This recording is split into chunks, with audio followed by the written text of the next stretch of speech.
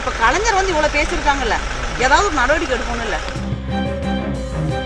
ஏதோ பேசிட்டாங்க சொல்லிட்டு சுப்பிரமணிய சாமி ஓட ஓட அடிச்சாங்களா இல்லையா?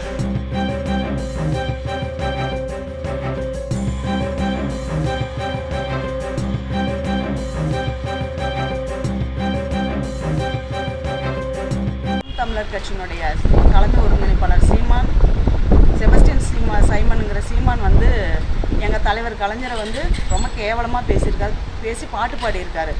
அதனால நான் வந்து அவர் மேலே வந்து கம்ப்ளைண்ட் கொடுத்துருக்கேன், இந்த மாதிரி தரக்குறைவாக பேசியிருக்காரு அப்படின்னு சொல்லிட்டு.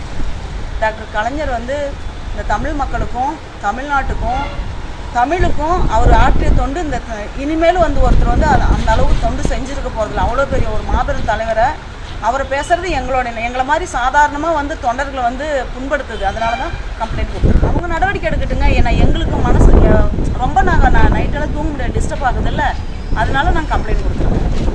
ஏதாவது ஒரு நடவடிக்கை எடுப்பாங்க அப்படிங்கிறதுக்காக தான். ஏதோ பேசிட்டாங்கன்னு சொல்லிட்டு சுப்பிரமணிய சாமி ஓட ஓட அடித்தாங்களா இல்லையா, ஏர்போர்ட்டில் இறங்க விடாத. அதே மாதிரி தளபதி ஒரு தடவை துஷ்பனமாக சொல்லிட்டாங்கன்னு சொல்லிட்டு அவங்க எல்லாமே அடித்தாங்கல்லைங்க. இப்போ கலைஞர் வந்து இவ்வளோ பேசியிருக்காங்கல்ல, ஏதாவது ஒரு நடவடிக்கை எடுக்கணும் இல்லை. நான் பார்த்து யாரும் அதை எடுக்கல.